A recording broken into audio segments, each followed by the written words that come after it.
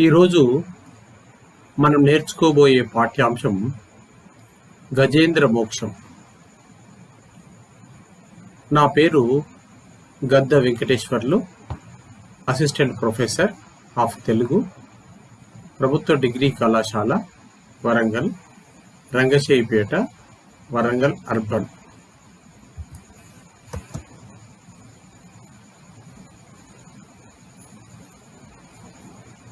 గజేంద్ర మోక్షం అను పాఠ్యభాగము బమ్మెర పోతనచే రచింపబడిన ఆంధ్ర మహాభాగవతంలోని అష్టమ స్కందము నుండి గ్రహింపబడినది.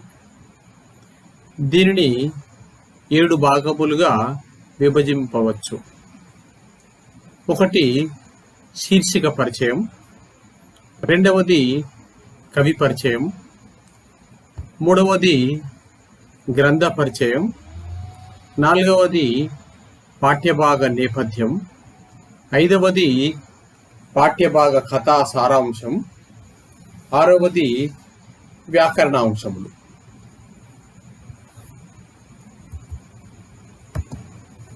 శీర్షిక పరిచయం. మొదటిది, ఆంధ్ర మహాభాగవతంలోని అష్టమ స్కందము నుండి గజేంద్ర మోక్షము శీర్షిక తీసుకొనబడినది. ఈ కథలో గజేంద్రుడు మొసలితో 1000 సంవత్సరాలు పోరాడతాడు. చివరకు తానింకా మొసలిని జయించలేనని నిశ్చయానికి వస్తాడు. గజేంద్రుడు పూర్వకాలంలో చేసుకున్న పుణ్య ఫలితంగా అతనికి దివ్య జ్ఞానం కలిగింది. ఆ జ్ఞానంతోనే విష్ణుమూర్తిని అనేక విధాలుగా ప్రార్థిస్తాడు. నాకు కొంచెం కూడా శక్తి లేదు, ధైర్యము తగ్గిపోయింది, ప్రాణాలు కదులుతున్నాయి, నీవు తప్ప నాకు వేరే దిక్కు లేదు, నన్ను కరుణించు, శరణు కోరిన నన్ను కాపాడు. విష్ణుమూర్తి గజేంద్రుడి మొర ఆలకించి కాపాడడానికి నిశ్చయించుకుంటాడు. సరస్సులోని మొసలిని చంపడానికి తన సుదర్శన చక్రాన్ని పంపాడు. మొసలి తలను తెగనరికి గజేంద్రుడికి ప్రాణభిక్ష పెట్టి గజేంద్రుడికి మోక్షం కలగజేస్తాడు. కవి పరిచయం. ఈ పాఠ్యాంశమును రచించినటువంటి కవి పుంగవుడు బమ్మెర పోతన. ఇతని కాలము 15వ శతాబ్దము. ఇతడు జన్మించిన స్థలము తెలంగాణ వరంగల్ జిల్లా జనగామకు అతి సమీపంలోని బమ్మెర గ్రామంలో జన్మించాడు. తల్లిదండ్రులు: తల్లి లక్కమాంబ, తండ్రి కేసన. పోతన రచనలు: భాగవతము, వీరభద్ర విజయము, భోగిని దండకము, నారాయణ శతకము. ఈ రచనలను అంకితం ఎవరికి చేస్తాడో దీంట్లో వివరించడం జరిగింది. భాగవత కావ్యమును శ్రీరామచంద్రుడికి అంకితం చేయబడినది. వీరభద్ర విజయము తన గురువు గారైన ఇవటూరి సోమనాథాచార్యుడికి అంకితం చేశాడు. భోగిని దండకము ప్రభువు అయినటువంటి సింగభూపాలుడికి అంకితం చేయబడినది. పోతన రచనా శిల్పము. పోతన తన తెలుగు పద ప్రయోగాలతో సంస్కృత భాషా ప్రియులను కూడా ఆకట్టుకున్నాడు. పోతన కవిత్వం శబ్దాలంకారాలకు గొప్ప ప్రసిద్ధి. గ్రంథ పరిచయం. బమ్మెర పోతనచే రచింపబడిన భాగవతములో 12 స్కందములు కలవు. శిథిలమైన భాగవతమును తన శిష్యుడైన బొప్పరాజు గంగన 5వ స్కందము, ఎర్జూరి సింగన 6వ స్కందము, వెలిగందల నారాయణ 11-12 స్కందములను పూర్తి చేశాడు. దీనిలో శ్రీకృష్ణ లీలలు, ప్రహ్లాద చరిత్ర, వామన చరిత్ర, రంతిదేవుని కీర్తి మొదలగు కథలతో పాటు గజేంద్ర మోక్షము కథ కూడా అపూర్వమైనది. గజేంద్ర మోక్షము 8వ స్కందములోనిది. పోతన శ్రీరామచంద్రుని భక్తుడు. అతని ప్రేరణతో భాగవతమును రచించాడు. పలికెడిది భాగవతమట, పలికించెడివాడు రామచంద్రుండట అని పోతన చెప్పాడు. ఇంకా అతను అంటాడు, విబుధ జనుల వలన విన్నంత కన్నంత, విబుధ జనుల వలన విన్నంత కన్నంత తెలియవచ్చినంత తేటపరుస్తూ అని రచనను గూర్చి పోతన ప్రకటిస్తాడు. ఈ కావ్యం భక్తిరస ప్రధానమైనది. భగవంతుడి లీలా కలాపమే భాగవతము. ఇది తెలుగువారికి నిత్య పారాయణ గ్రంథము. పాఠ్యభాగ నేపథ్యము. బమ్మెర పోతన రచించిన భాగవతము 8వ స్కందములోనిది. గజేంద్ర మోక్షము కథ ఇది విశిష్టమైన ఘట్టము.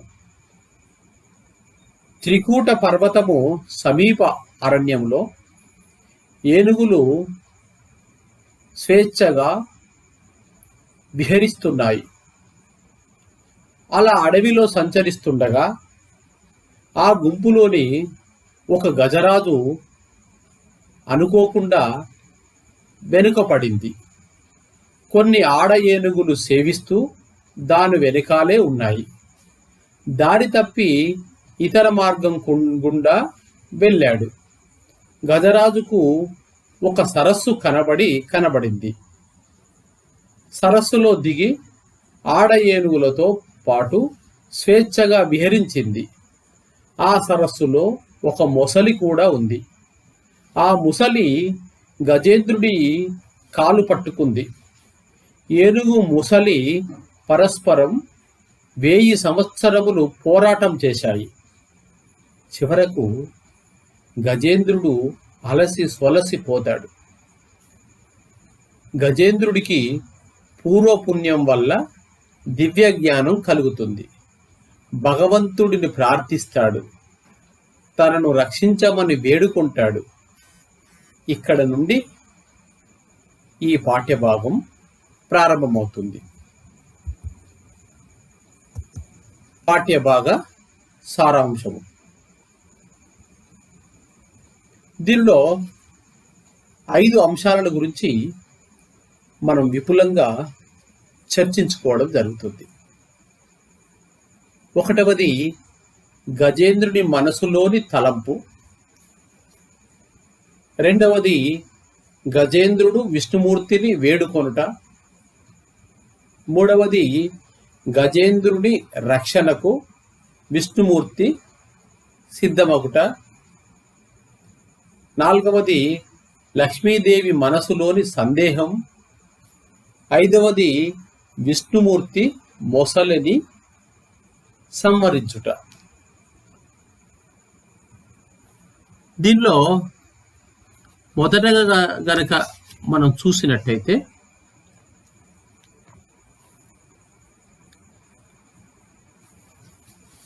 మొదటి పద్యముతో ప్రారంభం అవుతుంది ప్రస్తుతం పాఠ్యభాగం.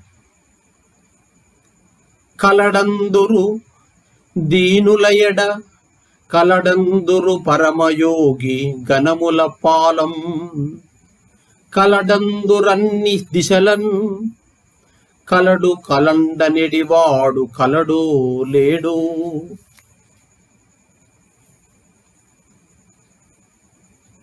గజేంద్రుడు తన మనసులోని మాటని ఈ విధంగా చెప్తాడు. దేవుడు ఆపదల్లో ఉన్న వారి వెంట ఉంటాడంటారు, యోగుల చెంత ఉంటాడంటారు, అన్ని దిక్కుల్లో ఉంటాడంటారు. అసలు భగవంతుడు ఉన్నాడా లేడా అని అనుమానించడం అనవసరం.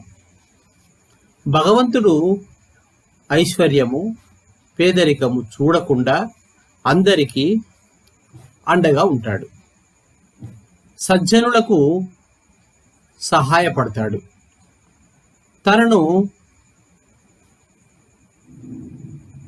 కోరుకున్న వారిని దయతో చూస్తాడు. కాబట్టి నా కష్టాన్ని కూడా భగవంతుడు చూస్తాడు, నా మొరను ఆలకిస్తాడు. లోకాన్ని సృష్టించి లోకానికి దూరంగా ఉంటూ లోకమే తానై పుట్టుక లేకుండా శాశ్వతుడై ముక్తికి అధిపతి అయిన పరమాత్మను నేను ఎల్లప్పుడూ ఆరాధిస్తాను. ఈశ్వరుడిని మనసులో నిలుపుకొని గజరాజు ఈ విధంగా ప్రార్థిస్తాడు. గజేంద్రుడు విష్ణుమూర్తిని వేడుకొనుట. దీనిలో ప్రధానంగా ఈ పద్యంలో చెప్తాడు, లావొక్కింతయు లేదు ధైర్యము విలోలంబయ్యే ప్రాణంబులున్ తావులు దప్పెను మూర్ఛ వచ్చే తను ఉండెన్ శ్రమం వయ్యడిన్ నీవే తప్ప ఇతప్పరం బెరుంగా మన్నింపదగున్ దీనుని రావే ఈశ్వరా కావవే వరదా సంరక్షింపు భద్రాత్మక. దీనిలో ఓ భగవంతుడా, నాలో కొంచెము కూడా శక్తి లేదు, ధైర్యం అడుగంటిపోయింది, ప్రాణాలు కదులుతున్నాయి, మూర్ఛ వస్తూ ఉంది, శరీరం సృక్కిపోయింది, నాకు అలసట కలుగుతుంది, నాకు నీవు తప్ప మరొక దిక్కు లేదు, దీనుడనైన నన్ను ఆదుకోవడం నీకు న్యాయము. దేవాది దేవా రమ్ము, వరాలిచ్చే ప్రభు నన్ను కాపాడుము, మంగళ స్వరూప నన్ను రక్షింపుము అంటాడు ఈ పద్యంలో. అదేవిధంగా ప్రాణుల పిలుపులు విష్ణుమూర్తి వింటాడట.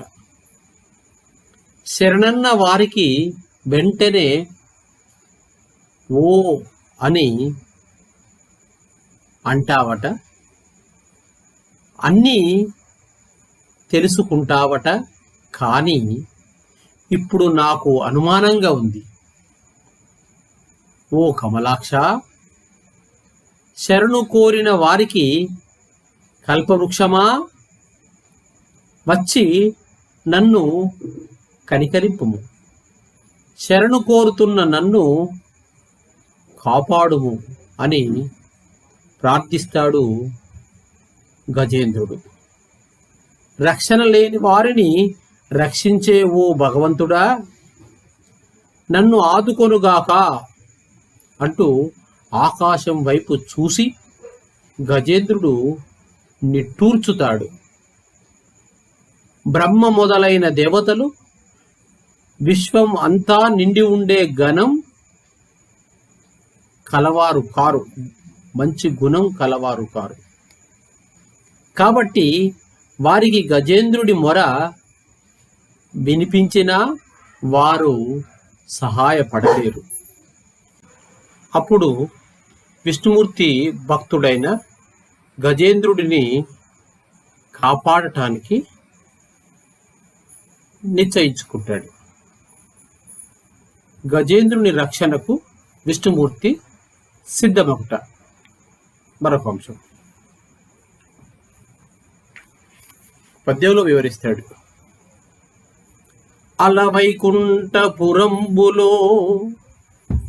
నగరిలో ఆమూల సౌధంబు, ఆవల మందార వనాంతరామృత సర ప్రాంతేందు కాంతోపలోత్పల పర్యంక రమా వినోదియగు, ఆపన్న ప్రసన్నుండు నివ్పాల నాగేంద్రము, పాహీ పాహీయన గుయ్యాలించి సంరంభియై,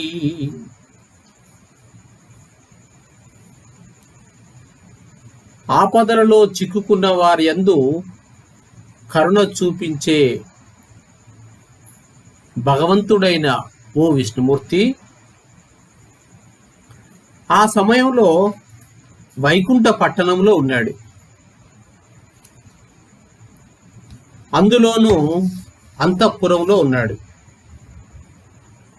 ఆ అంతఃపురములో ఒక ప్రక్క నుండే మేడకు సమీపంలో కల్పవృక్షముల వనమధ్యములో అమృత సరస్సు ఒకటి ఉంది. ఆ సరస్సుకు దగ్గరలో చంద్రకాంత శిలల అరుగుపై, నల్ల కలువల పాన్పుపై అతడు లక్ష్మీదేవితో వినోదిస్తున్నాడు. ఆ విష్ణుమూర్తి భయంతో స్వాధీనం తప్పి కాపాడు కాపాడుమన్న గజేంద్రుని మొర వింటాడు. అతనిని కాపాడడానికి వేగిర పడతాడు. గజేంద్రుడిని కాపాడాలనే తొందరలో విష్ణువు భార్య లక్ష్మీదేవికి సైతం చెప్పలేదు. శంఖచక్రాలు చేతుల్లోకి తీసుకొనలేదు. గరుడ వాహనం సిద్ధం చేసుకోలేదు. లక్ష్మీదేవి పైట కొంగును కూడా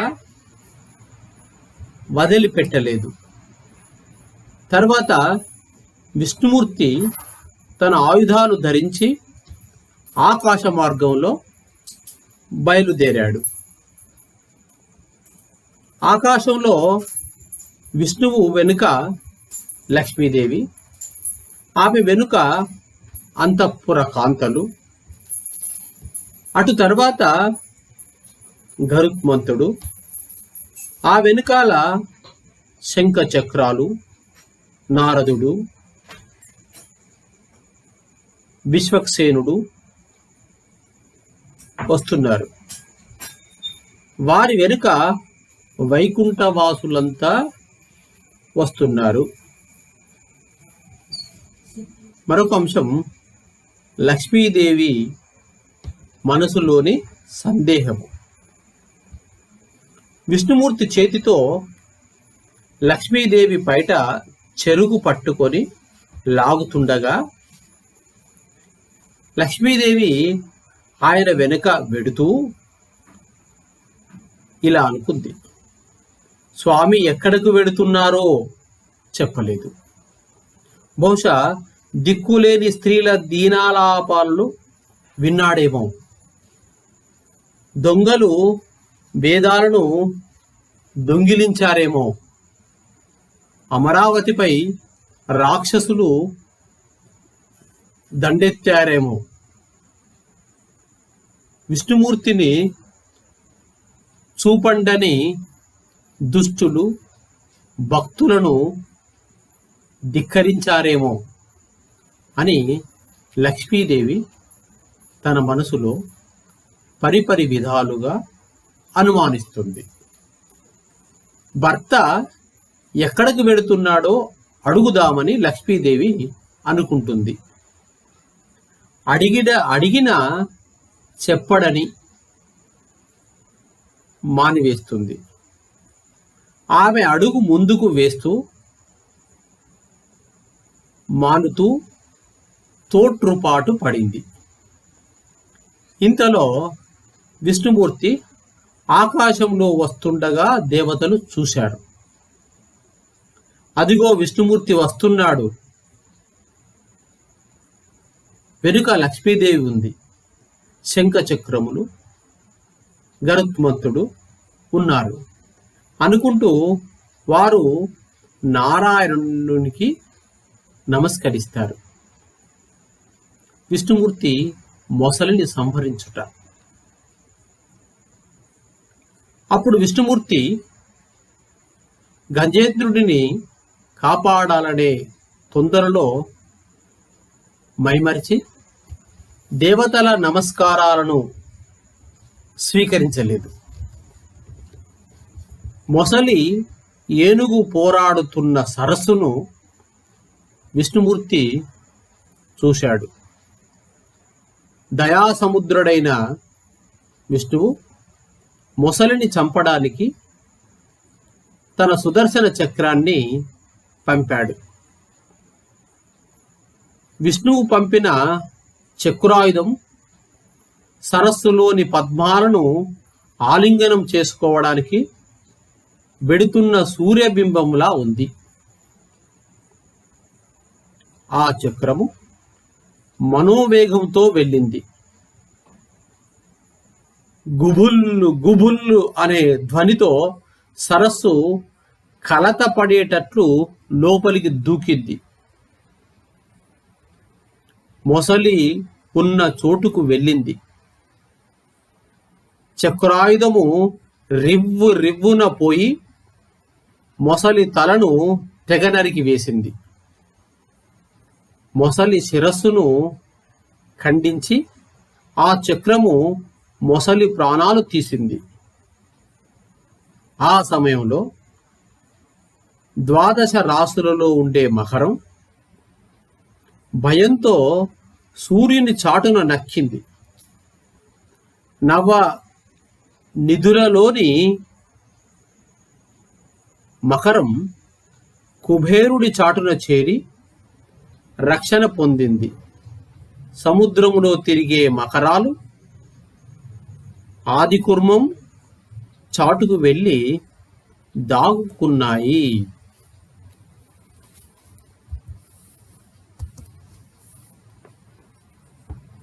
సందర్భ సహిత వ్యాఖ్యములు. దీనిలో 5 సందర్భ వాక్యాలని వివరించడం జరుగుతుంది.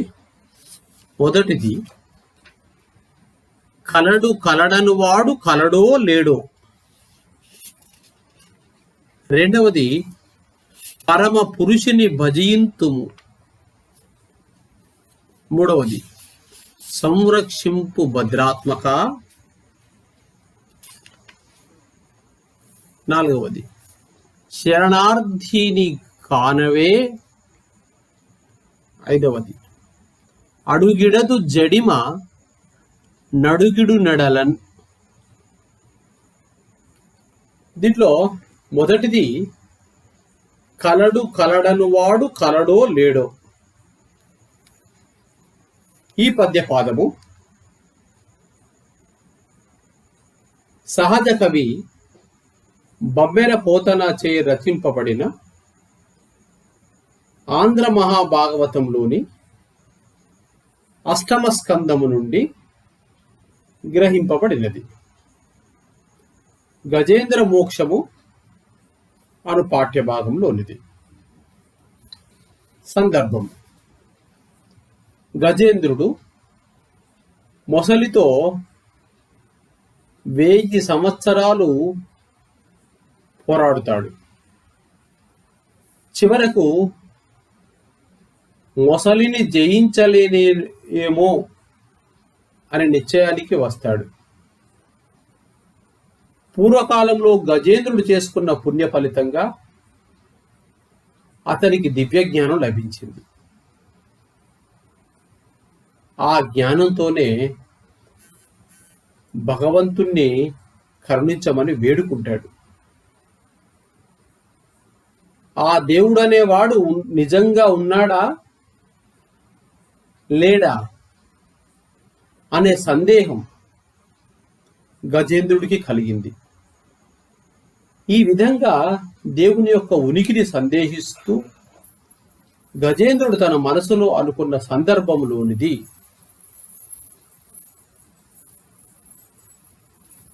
ఈ పద్యపాదం అర్థము: భగవంతుడు నిజంగా ఉన్నాడో లేడో. వివరణ: దేవుడు ఆపదలో ఉన్న వారి వెంట ఉంటాడంటారు. ఉత్తములైన యోగీశ్వరుల చెంత ఉంటాడంటారు. దిక్కులన్నింటిలో ఉంటాడంటారు. అయితే ఉన్నాడు ఉన్నాడు అని అందరూ చెప్పే దేవుడు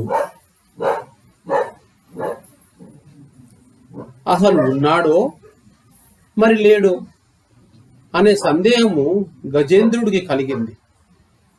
దేవుడు ఉన్నట్లయితే తన మొరను విని తన్ను కాపాడి ఉండేవాడు కదా అని గజేంద్రుడు తలపోస్తాడు. పరమ పురుషుని భజింతుము మరొక సందర్భ వాక్యం ఇది. కవి పరిచయం గతంలో చెప్పిన దాని వల్లే ఉంటుంది. సందర్భం: గజేంద్రుడు ఎంతగా ప్రార్థించినా భగవంతుడు దయ చూపలేదు. దానితో భగవంతుడు ఉన్నాడా లేడా అనే సందేహము గజరాజుకు వచ్చింది. అతడు తప్పక నన్ను రక్షిస్తాడని నిశ్చయానికి వచ్చి భగవంతుడినే నేను సేవిస్తాను, అతడే నన్ను రక్షిస్తాడు అనే నమ్మకంతో దేవుడిని సేవిస్తానని గజేంద్రుడు నిశ్చయించిన సందర్భములోనిది. పద్యపాదం అర్థము: పరమ పురుషుడనై అయిన పరమాత్మునే సేవిస్తాను. వివరణ: భగవంతుడు విశ్వాన్ని సృష్టిస్తాడు. విశ్వానికి దూరంగా ఉంటాడు.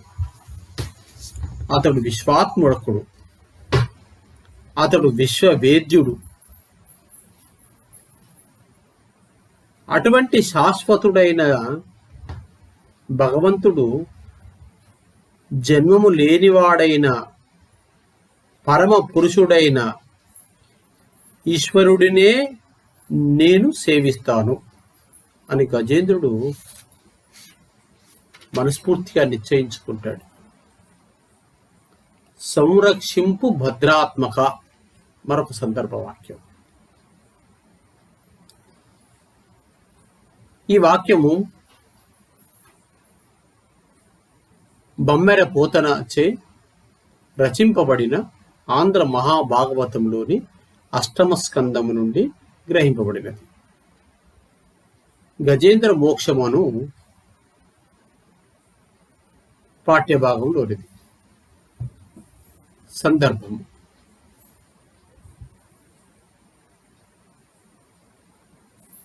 దేవుడు ఉనికిని సందేహించడం తప్పని గుర్తించి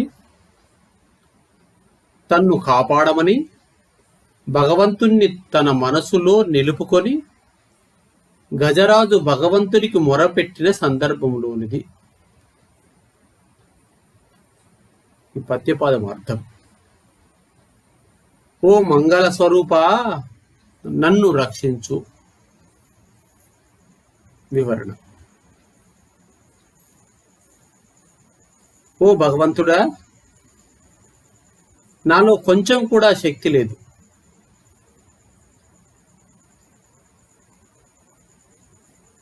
ధైర్యం సన్నగిల్లింది, ప్రాణాలు కదిలిపోతున్నాయి, మూర్ఛ వస్తుంది, శరీరం సడలిపోతుంది. నాకు నీవు తప్ప వేరే దిక్కు లేదు. ఓ దేవాదిదేవా, వరములు ఇచ్చేవాడా, కరుణించు, కాపాడు అంటూ గజేంద్రుడు మొరపెట్టుకుంటాడు. 4వది, శరణార్థిని నన్ను కానవే.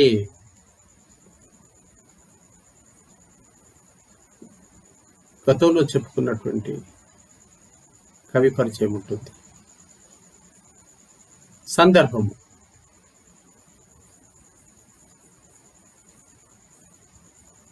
గజేంద్రుడు మొసలిని జయించలేకపోయాడు. పూర్వపుణ్య ఫలితంగా జ్ఞానంతో భగవంతుడిని పరిపరి విధాల వేడుకుంటాడు. ఒకసారి భగవంతుడి ఉనికినే సందేహించాడు. తర్వాత దేవుడిని గూర్చి సందేహించడం తప్పని భావించి తిరిగి దేవుడినే చివరిగా ప్రార్థిస్తున్న సందర్భంలోనిది.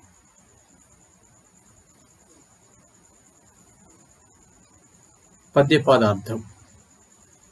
శరణు కోరుతున్న నన్ను కాపాడుము. వివరణ. ఓ లక్ష్మీప్రియ, వరదాయక, శత్రువులపై కూడా వైరం లేనివాడా, నీవు శరణన్న వారికి కల్పవృక్షం వంటి వాడివి. నీవు మునీంద్ర ప్రియుడవు, గొప్పదైన మహిమ కలవాడవు. దయతో నన్ను కరుణించి కాపాడు.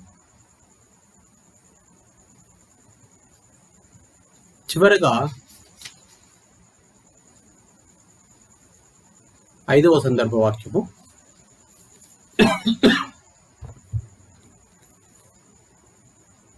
అడుగిడదు జడిమ నడుగిడు నెడలన్.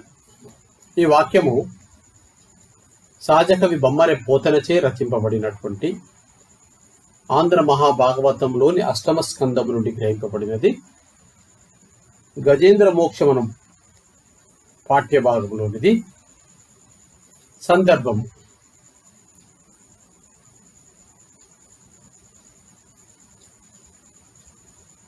విష్ణుమూర్తి గజేంద్రుణ్ణి కాపాడాలనే తొందరలో లక్ష్మీదేవితో మాట మాత్రం చెప్పకుండానే బయలుదేరాడు. వెళ్ళేటప్పుడు లక్ష్మీదేవి పైట కొంగు సైతం విష్ణుమూర్తి చేతిలో చిక్కుకుపోయింది. అంత తొందరగా ఎక్కడికి ఎందుకు వెడుతున్నాడో భర్తను అడుగుదామని ముందడుగు వేస్తూ, ఆయన చెప్పడేమో అని వెనుకడుగు వేస్తూ లక్ష్మి ఆయన వెంట వెడుతుందని కవి తెలిపిన సందర్భంలో పద్యపాదార్థము. అడుగు వేసేటప్పుడు మాంద్యముతో అడుగు వేయడం లేదు. వివరణ.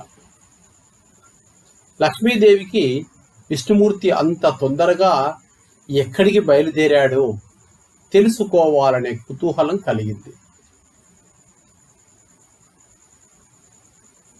దానితో భర్తను అడగాలని వేగంగా అడుగులు ముందుకు వేసింది. అడిగినా జవాబు చెప్పుతాడో లేదో అనుకొని మానేసింది. చికాకు కలిగి తోట్రుపాడుతూ మళ్ళీ మెల్లగా అడుగులు వేసింది. నడవడానికి అలసట కలిగి అడుగు వేసేది కాదు. లక్ష్మీదేవి మనస్సులోని ఆందోళనను పోతన ఈ పద్యపాదంలో చక్కగా వర్ణించాడు.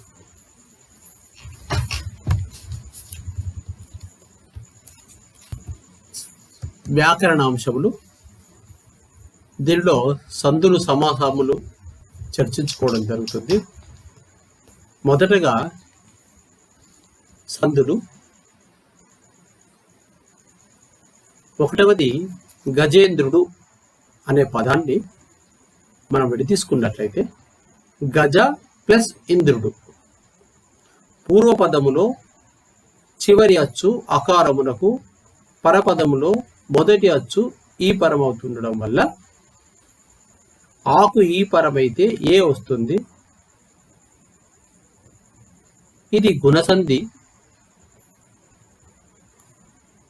దీని సూత్రము అకారమునకు ఈ ఊ రూలు పరమైనప్పుడు క్రమముగా ఏవో ఆర్లు ఆదేశం అగును. రెండవది మహోద్యత. మహా ప్లస్ ఉద్యత. పూర్వపదములో చివరి అచ్చు అకారమునకు, పరపదములో మొదటి అచ్చు ఊపరమైనప్పుడు క్రమముగా ఊ రావాలి. కాబట్టి మహోద్యత అవుతుంది. ఇది గుణసంధి అవుతుంది. ఇంతకుముందు చెప్పినట్లుగా అదే సూత్రం దీనికి వర్తిస్తుంది.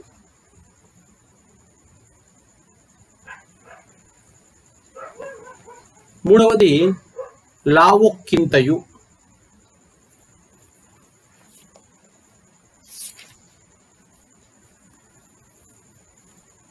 లావు ప్లస్ ఒక్కింతయు. ఇది ఉత్వ సంధి అవుతుంది. ఉత్తునకు అచ్చు పరమగునప్పుడు సంధి తరచుగా వస్తుంటుంది. నాలుగవది నిట్టూర్పు.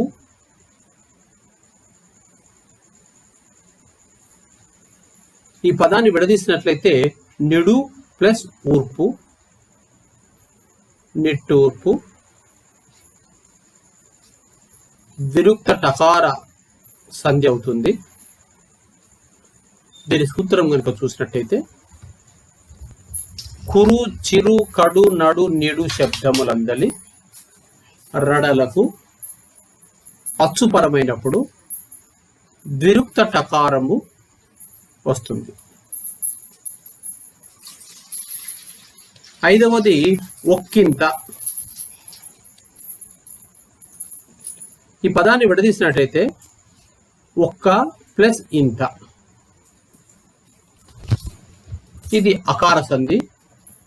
సూత్రము అత్తునకు సంధి బహుళంబుగానగు సూత్రం ప్రకారం అకార సంధి అవుతుంది. చివరగా